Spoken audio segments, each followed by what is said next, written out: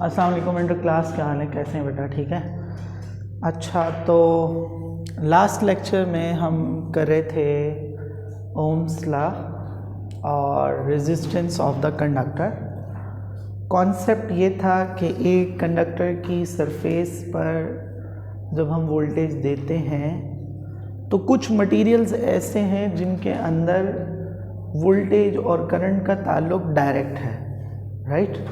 यानी उनमें वोल्टेज बढ़ाने से करंट बढ़ जाता है और वोल्टेज कम करने से करंट कम हो जाता है अगर उन मटेरियल की रेजिस्टेंस के साथ कोई छेड़छाड़ ना की जाए तो।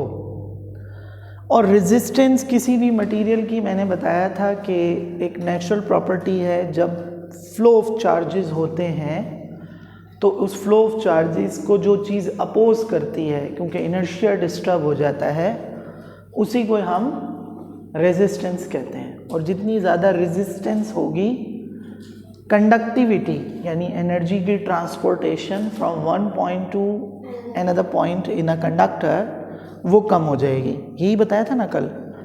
और हमने ये डिस्कस किया था कि भाई ओम्स लॉ में V is equals to I into R है, whereas the voltage applied to the conductor is the current multiplied by resistance of the conductor, and the resistance of the conductor itself depends on geometry as well as on the nature of the material, where rho defines the nature of the material, जिसको हम क्या कहते हैं? rho is known as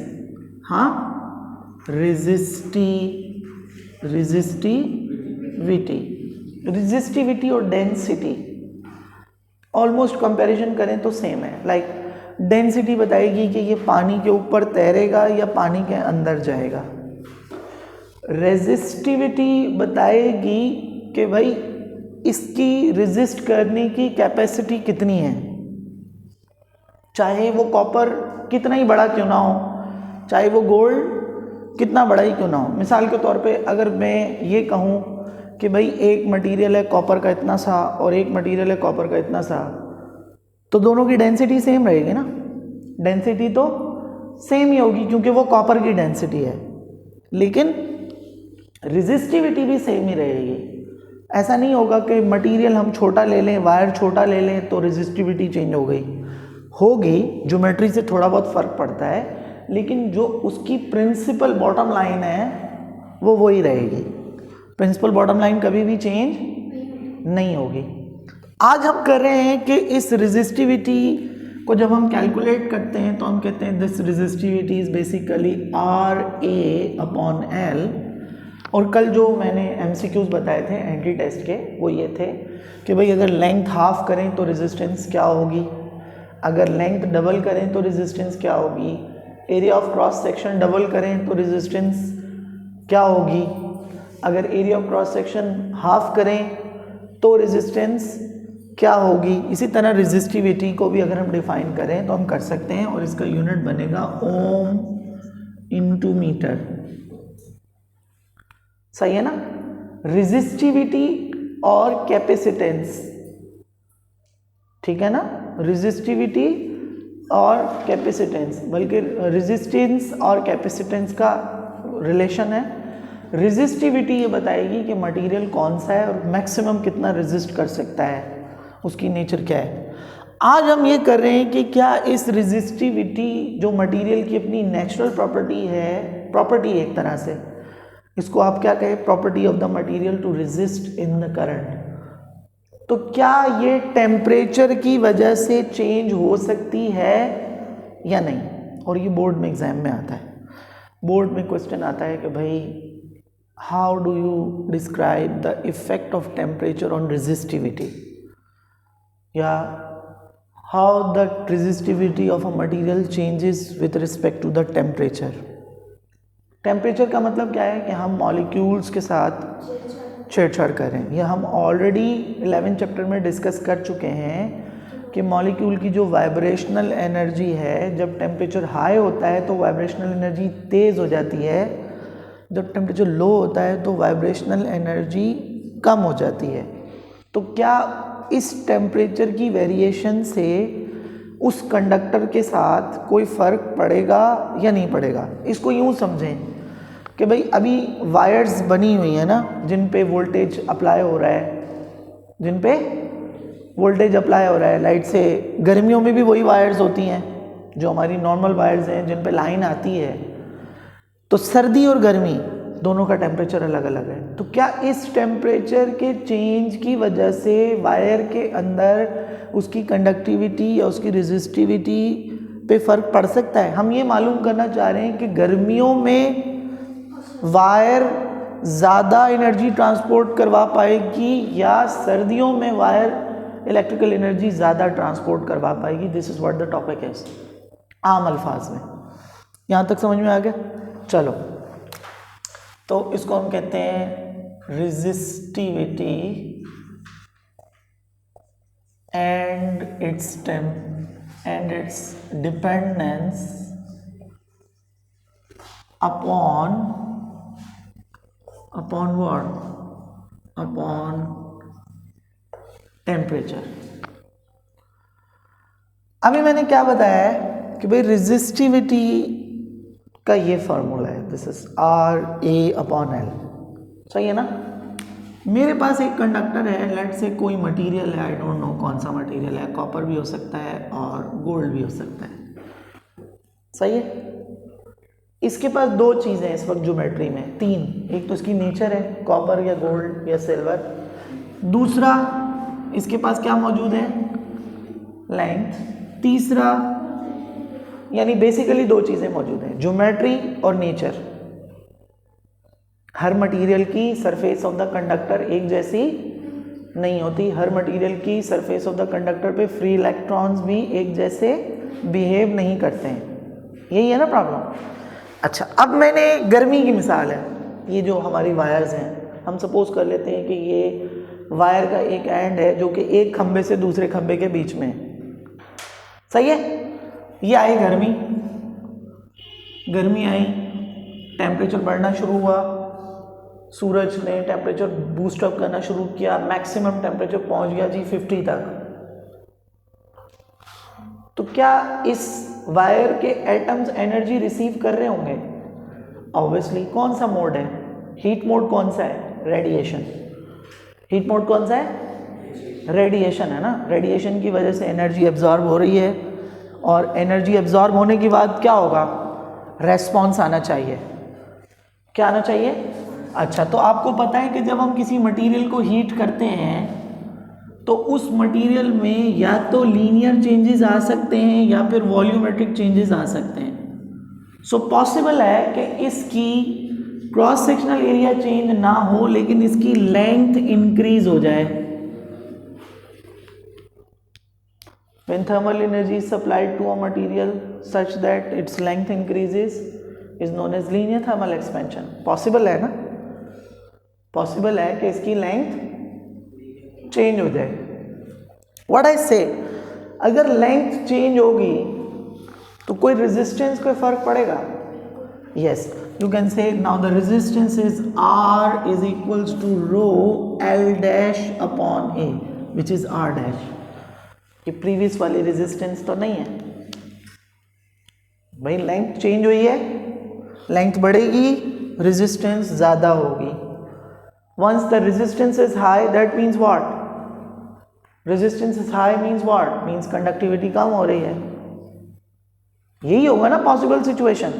भाई wire को हम गर्म करेंगे तो वायर में लीनियर थर्मल एक्सपेंशन भी हो सकता है, वॉल्यूमेट्रिक थर्मल एक्सपेंशन भी हो सकता है। यहाँ कौन सा होगा गर्मी की सिचुएशन में? लीनियर। तो ऑब्वियसली मटेरियल्स को हीट करने पे मटेरियल क्या करते हैं? एक्सपैंड होते हैं, एक्सपेंशन को फॉलो करते हैं ना। तभी तो तारों को ढीला छोड़ा जाता है, स्ट्रेच नहीं किया जाता। ढीला इसीलिए छोड़ा जाता है कि जब ये गर्मी होगी तो स्ट्रेच हो जाएगी खुद ब खुद ही। ढीला छोड़ते हैं ना तारों को, स्ट्रेच तो नहीं होती, हाई टेंशन तो नहीं रखते उनके अंदर। हाई टेंशन इसीलिए नहीं रखते क्योंकि जब गर्मी होगी और स्ट्रेचिंग ज़्यादा हो गई तो वायर ब्रेकिंग पॉइंट पे पहुंच जाएगी अपने। और नॉर्मली हम सुनते हैं कि गर्मी में बिजली की तारें गिर गई। तो बिजली की तारें क्यों गिर गई? एक्सपेंशन की प्रोसेस की वजह से एक्सटेंशन हो गया। एक्सपेंशन हो गया। तो बताने का मतलब ये है कि मटेरियल वही है लेकिन उसकी ज्योमेट्री पे फर्क पड़ा है। किसकी वजह से? टेम्परेचर के चेंज होने की वजह से, थर्मल एनर्जी एब्जॉर्प्शन की वजह से। समझ में आ गया? अब ये थर्मल एनर्जी की वजह से बेसिकली एटम्स की वाइब्रेशन पे भी फर्क पड़ा होगा, तेज हो गई होगी, एम्पलीट्यूड बढ़ गया होगा, ये भी हो सकता है। तो अगर मैं एक फ्री इलेक्ट्रॉन हूं और आप वाइब्रेट कर रहे हैं ऐसे और मैं चाह रहा हूं, तो पहले रेजिस्टेंस आ रही है कम, लेकिन जब आप ज़्यादा एम्पलीट्यूड पे वाइब्रेट करेंगे तो मुझे क्रॉस करने में होगी परेशानी, इसीलिए रेजिस्टेंस बढ़ रही है, कंडक्टिविटी कम हो रही है। एटम्स की वाइब्रेशन जितनी फास्ट होगी कोलिजन के चांसेस उतने ज़्यादा होंगे। इसका ओरिजिन ये है मॉलिक्यूलर लेवल पे कि कोलिजन के चांसेस जितने ज़्यादा होंगे करंट को फ्लो करने में उतनी परेशानी आएगी और उतनी ज़्यादा रेजिस्टेंस बढ़ जाएगी, कंडक्टिविटी उतनी ही कम बढ़ेगी। तो एक चीज़ ऑब्जर्व की कि किसी भी मटेरियल को थर्मल एनर्जी देने से जब उसकी ज्योमेट्री पे चेंज होती है, उसके एटम की वाइब्रेशन चेंज होती है, तो ऑटोमेटिकली उसके अंदर मौजूद जो उसकी रेजिस्ट करने की कैपेबिलिटी है वो भी चेंज हो जाती है, क्योंकि रेजिस्टेंस ज्योमेट्री पर डिपेंड करती है। यहाँ तक समझ में आ गया? यहाँ तक समझ में आ गया? अच्छा ठीक है। तो अगर मैं ये कहूँ लीनियर थर्मल एक्सपेंशन में हमने क्या किया था? हमने कहा था भाई ये है delta L change in length. तो अगर इस कंडक्टर के इस लेंथ पे रेजिस्टेंस आर थी और गर्म होने के बाद लेंथ चेंज हो गई तो रेजिस्टेंस आर डैश हो गई, क्या रेजिस्टेंस में चेंज नहीं आया? आया है। So that is delta R is equals to R dash minus R. सही है? That is delta R. यही है ना concept. The delta R depends on what? Delta L किस पे डिपेंड कर रहा था? ओरिजिनल लेंथ पे। The delta L is proportional to L, यही पढ़ाया था ना। तो डेल्टा आर किस पे डिपेंड करेगा? ओरिजिनल रेजिस्टेंस पे। अगर ओरिजिनल रेजिस्टेंस कम है तो ऑटोमेटिकली रेजिस्टेंस में जो चेंज आएगा वो भी कम आएगा। अगर ओरिजिनल रेजिस्टेंस मटेरियल की ज़्यादा है तो जो चेंज आएगा वो भी ज़्यादा आएगा, राइट? अच्छा, कैन आई से the delta are also depends on the change in temperature? अभी मैंने क्या मिसाल दी थी कि सूरज 50 पे पहुंच गया। अगर मैं कहूँ कि ये सहारा डेजर्ट है, ये नेवाडा डेजर्ट है अमेरिका का, तो सहारा तो इजिप्ट में, नेवाडा जो है वो अमेरिका में, तो वहाँ टेम्परेचर पहुँच जाता है तकरीबन 80, 90 ऐसे। इसका मतलब क्या है? ज़्यादा चेंज इन टेम्परेचर, ज़्यादा ज्योमेट्रिकल चेंजेस, ज़्यादा एटम्स की वाइब्रेशन, ज़्यादा कोलिजन के चांसेस, ज़्यादा एनर्जी लॉस। आम अल्फाज में ये कहूँ कि टेम्परेचर बढ़ने की वजह से मटेरियल की रेजिस्टेंस चेंज हो सकती है। जितना हाई टेम्परेचर उतनी ज़्यादा रेजिस्टेंस। क्या होता है? एक मिसाल है, आप देखते हैं कि आपका ये मटेरियल है जो सेमीकंडक्टर का बना हुआ है, कोई कंप्यूटर जो है वो सबसे ज़्यादा परफॉर्मेंस कब देगा? एसी इन्वायरमेंट में या किसी गर्म इन्वायरमेंट में? क्यों? क्योंकि उसके एटम्स की वाइब्रेशन इतनी नहीं है, उसकी कंडक्टर की सरफेस की जो एटम्स की वाइब्रेशन है वो इतनी नहीं है, फ्लो आसानी से हो रहा है। हाई टेम्परेचर पे वो एकदम इंसुलेटर की तरह से बिहेव करने लग जाएगा। इस वजह से। क्यों? क्योंकि रेजिस्टेंस ज़्यादा हो जाएगी टेम्परेचर की वजह से। और रेजिस्टेंस का कॉज मैंने बता दिया है कि ज़्यादा होने का मसला क्यों है?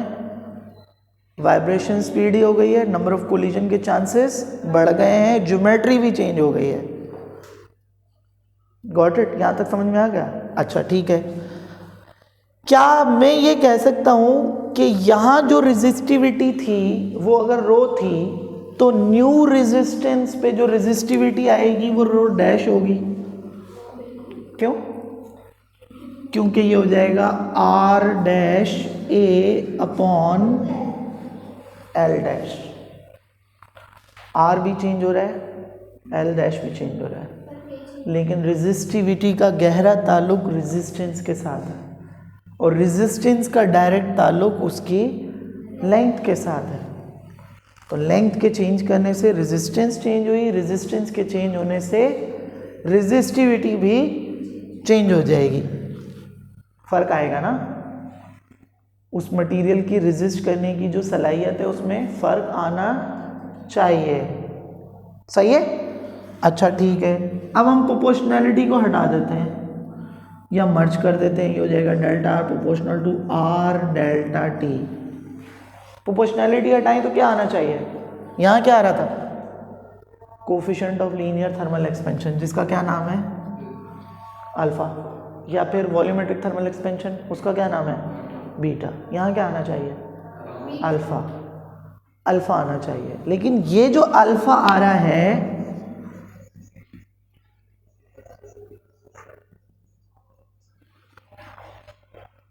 ये जो अल्फा आ रहा है इसमें और उसमें एक छोटा सा फर्क है, दोनों का यूनिट सेम होगा लेकिन दोनों की फिजिक्स चेंज है। ये अल्फा है कोफिशिएंट, टेम्परेचर कोफिशिएंट क्या कहलाता है, टेम्परेचर कोफिशिएंट, यानी ये क्या कर रहा है, ये रेजिस्टिविटी को चेंज कर रहा है। ये अल्फा रेजिस्टिविटी को चेंज कर रहा है, वो अल्फा एक्सपेंशन को डिफाइन कर रहा है दोनों सिंबल सेम, दोनों का यूनिट भी सेम है लेकिन दोनों की फिजिक्स सेम नहीं है। जब यहाँ अल्फा होगा तो वो टेम्परेचर कोफिशिएंट होगा कि इसकी वजह से टेम्परेचर चेंज होने की वजह से रेजिस्टिविटी में कितना चेंज आया और कितना आ सकता है। वहाँ वो अल्फा बता रहा है कि लेंथ या वॉल्यूम जो भी चेंज होगा एक्सपेंशन कितनी हो सकती है मैक्सिमम। यहाँ तक समझ में आ गया, इसको क्या कहते हैं टेम्परेचर कोफिशिएंट। ये हमने रेजिस्टेंस के लिए ड्राइव किया है ना, तो इसी तरह से हम रेजिस्टिविटी के लिए भी ड्राइव कर सकते हैं। This is rho is directly proportional to original resistivity, then rho is directly proportional to change in temperature, this rho is directly proportional to rho alpha delta T. अब चाहे अल्फा यहाँ से निकालें या अल्फा यहाँ से निकालें, अल्फा इज पर केल्विन, यूनिट इसका भी वही है जो यहाँ वाले अल्फा का था, यूनिट और सिंबल सेम है, कंफ्यूज नहीं होना है, राइट। तो हम इसको कैसे लिखें अल्फा को, this is alpha is delta rho upon rho delta T. तो ओम मीटर से ओम मीटर कैंसिल हो जाएगा, पर केल्विन ही आएगा। How do we define delta rho, delta rho कैसे डिफाइन करें, कितना रेजिस्टिविटी में चेंज आया है टेम्परेचर की वजह से।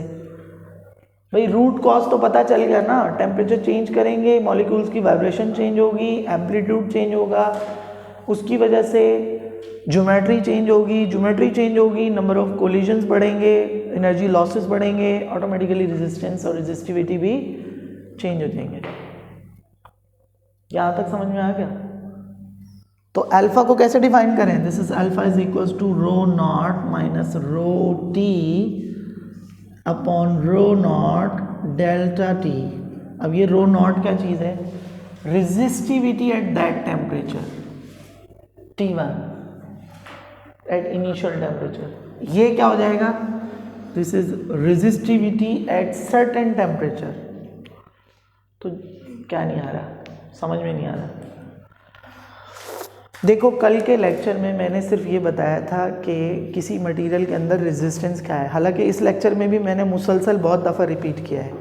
मैंने ये कहा है कि एक कंडक्टर है, उसकी सरफेस पे फ्री इलेक्ट्रॉन्स पहले से ही मूव कर रहे होते हैं। जब मैं वोल्टेज दूंगा तो इलेक्ट्रिक फील्ड इस्टेब्लिश होगी, इलेक्ट्रॉन जो कि पहले रैंडमली मूव कर रहे थे अब स्मूथली मूव करने लगेंगे। ठीक, उस स्मूथ मोशन में जितने एटम्स उनके रास्ते में आएंगे उनको क्रॉस ओवर करने के लिए उनकी एनर्जी लॉस होगी, इसको हम कहते हैं रेजिस्टेंस। ठीक है, यहाँ तक भी समझ में आ गया। जितने ज़्यादा फ्लो तेज़ होगा उतना करंट तेज़ होगा, लेकिन जितनी ज़्यादा डिस्टर्बेंस आएगी तो जो फ्लो है उसमें परेशानी आएगी, यानी करंट कम हो जाएगा, रेजिस्टेंस ज़्यादा हो जाएगा। करंट ज़्यादा होने का मतलब है कंडक्टिविटी ज़्यादा होना, कंडक्टेंस ज़्यादा होना। ओके, फिर मैंने ये कहा कि वो जो रेजिस्टेंस है वो जो मटेरियल के अंदर मौजूद है फ्लो के दौरान वो डिपेंड करती है मटेरियल की नेचर पे और उसकी ज्योमेट्री पे। वो जो कल मैंने एग्जांपल दी कि अगर एक मैं बच्चे को बहुत दूर तक दौड़ाऊं तो थक जाएगा, बहुत तंग गली में दौड़ाऊं तो भी थक जाएगा। तो ये इलेक्ट्रॉन्स के साथ भी तो मामला होगा ना, सारा कुछ तो सरफेस पर हो रहा है ना।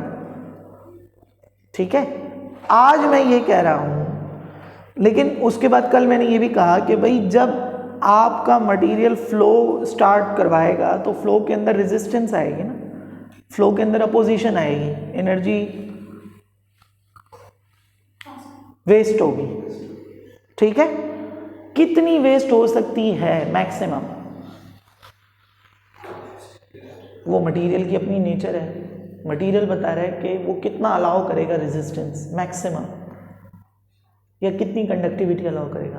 आज मैं ये बात कह रहा हूँ कि अगर उसी मटेरियल का टेम्परेचर भी चेंज कर दें और साथ साथ उसके अंदर फ्लो भी करवा रहे हों, अब आ गया समझ में जो मैंने एग्जाम्पल दी। कहाँ से? ये पी नॉट का मतलब होता है, रो नॉट यहाँ इस्तेमाल होता है इनिशियल टेम्परेचर के लिए जिस पर वो कंडक्टर मौजूद था, या इसको स्टैंडर्ड टेम्परेचर कह लें। फिर जहाँ तक उसको हीट किया गया जिस टेम्परेचर तक, वो हो जाएगा रो टी। तो यहाँ जो उसकी रेजिस्टिविटी थी वो रो नॉट थी, लेकिन टेम्परेचर के चेंज होने की वजह से उसकी रेजिस्ट करने की जो सलाहियत है वो थोड़ी बहुत चेंज हो गई। ऐसा नहीं हुआ कि कॉपर गोल्ड बन गया, नहीं, कॉपर कॉपर ही रहा, लेकिन उसकी रेजिस्ट करने की जो सलाहियत है वो चेंज हो गई। तो वो मालूम किए हैं हम। डेल्टा रो वो डिपेंड करती है ओरिजिनल रेजिस्टिविटी पे, ओरिजिनल चेंज इन टेम्परेचर पे। जितना ज़्यादा टेम्परेचर में चेंज उतनी ज़्यादा रेजिस्टिविटी में चेंज। पहले मैंने रेजिस्टेंस से करके दिखाया, फिर मैंने वही सेम सिचुएशन रेजिस्टिविटी पर अप्लाई करवाई, उससे अल्फा को डिफाइन किया। अब इसके अल्फा में और इस अल्फा में जो कि लीनियर थर्मल एक्सपेंशन में आता है, alpha is equals to delta L upon L delta T, यही है ना। इसमें और इसमें ये फर्क है कि दोनों का सिंबल तो सेम है, दोनों का यूनिट भी सेम है, लेकिन वो बताता है कि कितनी मैक्सिमम एक्सपेंशन हो सकती है आफ्टर चेंज इन टेम्परेचर, ये बताएगा कितना मैक्सिमम रेजिस्टिविटी में चेंज आ सकता है। That's it. तो क्योंकि डोमेन अलग अलग है, वहाँ थर्मोडायनेमिक्स को डील कर रहे हैं तो पता है, यहाँ इलेक्ट्रोमैग्नेटिज्म को डील कर रहे हैं तो पता है कि हम अल्फा को क्या डिस्क्राइब करें क्या डिस्क्राइब नहीं करें। टॉपिक ये है कि क्या टेम्परेचर चेंज होने से कंडक्टर की रेजिस्टिविटी, जो उसकी रेजिस्ट करने की सलाहियत है, वो चेंज होगी या नहीं? तो आंसर इज यस, हो सकती है। क्या तक समझ में आ गया? अब मिसाल के तौर पे कल मैंने बताया था कि ओम्स लॉ में जो वोल्टेज करंट कर्व है वो ऐसे बनता है लीनियर, लेकिन रेजिस्टिविटी चेंज होने की वजह से हाई टेम्परेचर्स पे जाके वो हल्का सा कर्व हो जाएगा। ये स्टैंडर्ड टेम्परेचर कर्व है, डॉटेड वाला, और ये जो है वो रेजिस्टिविटी एट टेम्परेचर का कर्व है, यानी हल्की सी वेरिएशन आएगी उसकी रेजिस्ट करने की कैपेबिलिटी में। अगर ओमिक होगा तो, नॉन ओमिक होगा तो भूल जाओ, तो वैसे ही उसका टेम्परेचर चेंज करने से उसकी रेजिस्टेंस और रेजिस्टिविटी पे बहुत ज़्यादा फर्क पड़ता है, लेकिन ओमिक की बात हो रही है यहाँ पे। समझ में आ गया? टॉपिक कंक्लूड हो गया कि भाई किसी भी मटेरियल की रेजिस्टिविटी उसके टेम्परेचर को चेंज करने से चेंज हो जाएगी। और बोर्ड में भी यही आएगा। तो जब आएगा तो पहले इसको ऐसे ही एक्सप्लेन करना है, रेजिस्टेंस क्या होती है, रेजिस्टिविटी क्या होती है, फिर उसके बाद आप एक सिचुएशन लेंगे, सिचुएशन पे एक्सप्लेन करेंगे, फिर उसका मैथ्स डेवलप करेंगे, फाइनली कंक्लूड करेंगे कि हाँ रेजिस्टिविटी की वजह से टेम्परेचर पे चेंज आएगा। दैट्स टेम्परेचर की वजह से रेजिस्टिविटी पे चेंज आएगा, फिर उसको ग्राफिकली बताएंगे। आ गया समझ में? आ गया? आज के लिए इतना ही। नेक्स्ट लेक्चर में हम इंशाल्लाह डिस्कस करेंगे कि इलेक्ट्रिक पावर क्या होती है, सर्किट्स क्या होते हैं, और हम सर्किट्स को कैसे डिफाइन करते हैं, पावर इलेक्ट्रिक को कैसे डिफाइन करते हैं, एंड सो ऑन। ठीक है? ओके बेटा, अपना बहुत सारा ख्याल रखिएगा। अल्लाह हाफ़िज़।